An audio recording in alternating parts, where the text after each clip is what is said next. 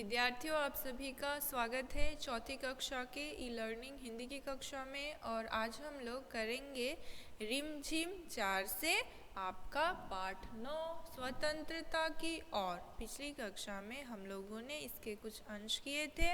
आज उसके बाद वाले अंश का पठन करेंगे। ठीक है, तो आप सभी पृष्ठ संख्या 68 निकालिए, पेज नंबर 68। ठीक है, तो चलिए पढ़ते हैं। अंतिम जो हमारा अंश है उसे पढ़ेंगे। देखिए, हाँ बिल्कुल सही, मैं जानता हूँ वे ब्रिटिश सरकार के खिलाफ सत्याग्रह के जुलूस निकालते हैं जिससे कि उनके खिलाफ लड़ सके और भारत स्वतंत्र हो जाए। तो यह बात किसने कहा? यह बात धनी ने कहा। ठीक है, और यह बात उसने बिंदा चाचा से कहा और कहा कि हाँ मैं जानता हूँ कि वे ब्रिटिश सरकार के खिलाफ, यानी वे कौन? महात्मा गांधी जी ब्रिटिश सरकार यानी अंग्रेजों के खिलाफ सत्याग्रह जुलूस निकालते हैं। सत्याग्रह यानी सत्य का आग्रह। ठीक है, मतलब सत्य के लिए कार्य किया गया जुलूस। ठीक है, जिससे कि उनके खिलाफ लड़ सके, मतलब अंग्रेजों के खिलाफ वो लड़ सके और भारत स्वतंत्र हो जाए, और भारत स्वतंत्र हो जाए। तो यह 1947 की पहले की घटना है। भारत को स्वतंत्र करने के लिए महात्मा गांधी जी बहुत सारी योजनाएं बना रहे थे। ठीक है, पर नमक को लेकर विरोध क्यों कर रहे हैं? ये तो समझदारी वाली बात नहीं है। तो फिर वो क्या कहता है धनी कि वो नमक को लेकर विरोध क्यों कर रहे हैं? ठीक है, ये तो समझदारी वाली बात नहीं है। तब बिल्कुल धनी, क्या तुम्हें पता है कि हमें नमक पर कर देना पड़ता है? तो फिर बिंदा चाचा ने उसे समझाया कि यह बात सही है, पर तुम्हें पता है कि हमें यानी जो भारतीय हैं उन्हें नमक पर कर देना पड़ता है। तो कर क्या है? कर यानी क्या देना पड़ता है? टैक्स देना पड़ता है। जिस प्रकार से कहीं कहीं आप लोगों ने भी देखा होगा कि किसी वस्तुओं में टैक्स लगता है, यानी जितना दाम है उससे अधिक उस दाम दिया जाता है। ठीक है, तो यह बात बिंदा ने धनी से कहा कि तुम्हें पता है हम लोगों को नमक पर कर देना पड़ता है, यानी जो कीमत है नमक की उससे अधिक उन्हें देना पड़ता था। ठीक है, अब देखिए पृष्ठ संख्या 69 यहाँ है। अच्छा, धनी हैरान रह गया। नमक की ज़रूरत सभी को है, इसका मतलब है कि हर भारतवासी गरीब से गरीब भी यह कर देता है। नमक तो सभी खाते हैं, सबको नमक की ज़रूरत है। तो धनी ने कहा कि फिर तो जितने भी भारतवासी हैं सबको ही देना पड़ता होगा। बिंदा चाचा ने आगे समझाया, लेकिन यह तो सरासर अन्याय है। धनी की आंखों में गुस्सा था। तो फिर यह बात जो ऊपर लिखी गई है कि नमक की ज़रूरत सभी को, इसका मतलब कि हर भारतवासी गरीब से गरीब को भी कर देना पड़ता है, कर देता है। ठीक है, यह बात बिंदा चाचा ने कहा।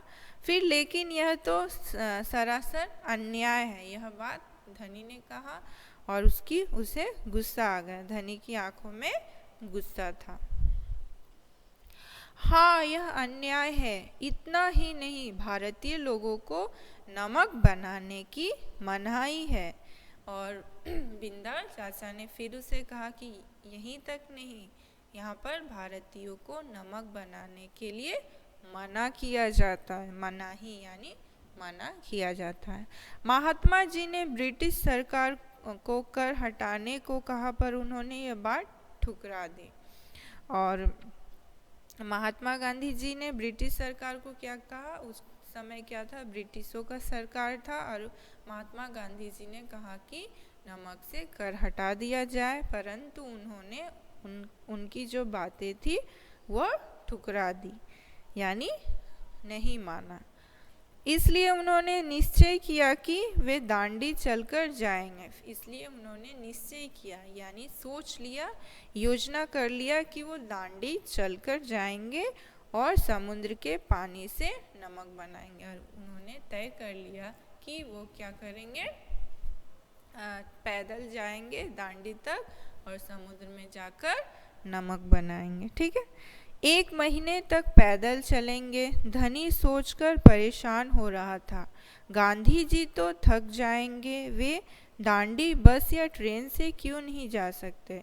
तो वो तो सोच के, एक छोटा सा बच्चा है, वो तो सोच के परेशान हो गया। जैसे आप भी सोच रहे होंगे कि कोई व्यक्ति या इतने सारे व्यक्तियाँ 1 महीना तक पैदल कैसे चल सकते हैं। फिर वो भी सोचने लगा कि वो 1 महीने तक पैदल चलेंगे। धनी सोचकर परेशान हो रहा था, गांधी जी तो थक जाएंगे, वे दांडी बस या ट्रेन से क्यों नहीं जा सकते। तो वो फिर धनी सोचने लगा कि वो तो इतना पैदल चलेंगे तो थक जाएंगे। जैसे हम लोग भी सोच रहे हैं कि 1 महीना तक कोई व्यक्ति कैसे पैदल चल सकता है, तो वो तो ट्रेन या बस से भी तो जा सकते हैं। तब बिंदा चाचा ने क्या कहा, क्योंकि यदि वे इस लंबी यात्रा पर दांडी तक पैदल जाएंगे तो यह खबर फैलेगी। ठीक है, खबर फैलेगी, अखबारों में फोटो, अब देखिए पृष्ठ संख्या 70, छपेंगी, रेडियो पर रिपोर्ट जाएगी और पूरी दुनिया के लोग यह जान जाएंगे कि हम अपनी स्वतंत्रता के लिए लड़ रहे हैं और ब्रिटिश सरकार के लिए यह बड़ी शर्म की बात होगी। ठीक है, अगर वो पैदल चलेंगे, पैदल 1 महीना तक चलेंगे, दांडी जाएंगे पैदल, जुलूस निकालेंगे। तो बच्चों, जैसे कि जब जुलूस निकाला जाता है तो आप देख सकते हैं कि बहुत सारे समाचार पत्रों, समाचार जो न्यूज आते हैं, न्यूज़पेपर, न्यूज़ चैनल, वहाँ पर वो दिखाया जाता है, यानी हर जगह वो फैल जाता है। इसी तरह अगर वो पैदल चलेंगे तो बहुत सारे मीडिया के लोग आएंगे, अखबार में छपेंगी। ठीक है, और पूरी दुनिया के लोग जान जाएंगे कि अपनी स्वतंत्रता के लिए लड़ रहे हैं और ब्रिटिश सरकार को बहुत ही शर्म आएगी। ठीक है, उसके बाद है, गांधी जी बड़े ही अक्लमंद है ना। फिर धनी की आंखें चमकी, वो तो सुनकर बहुत ही खुश हो गया। और गांधी, क्या कहा उसने, गांधी जी बड़े ही अक्लमंद है, यानी बहुत ही बुद्धिमान है ना। बिंदा ने हंसकर कहा, हाँ वो तो है। दोपहर को जब आश्रम में थोड़ी शांति छाई, धनी अपने पिता को ढूंढने निकला। वो एक पेड़ के नीचे बैठकर चरखा काट रहे थे। फिर क्या हुआ, बिंदा ने हंसकर कहा, हाँ वो तो है, गांधी जी तो बुद्धिमान है। फिर क्या हुआ, दोपहर के समय जब आश्रम में थोड़ी शांति छाई तो धनी अपने पिता को ढूंढने के लिए निकल गया और उसके पिताजी एक पेड़ के नीचे बैठकर क्या कर रहे थे, चरखा काट रहे थे। ठीक है, पिताजी क्या आप और अम्मा दांडी यात्रा पर जा रहे हैं। यह बात धनी ने सीधे काम की बात पूछी। मैं जा रहा हूँ, तुम और अम्मा यहीं रहोगे। तब उसके पिताजी ने कहा, मैं तो जा रहा हूँ पर तुम और अम्मा, यानी धनी और अम्मा घर में रहेंगे। मैं भी आपके साथ चल रहा हूँ। बेकार की बात मत करो धनी, तुम इतना लंबा नहीं चल पाओगे। तो धनी जिद करने लगा कि मैं भी जाऊँगा दांडी यात्रा पर।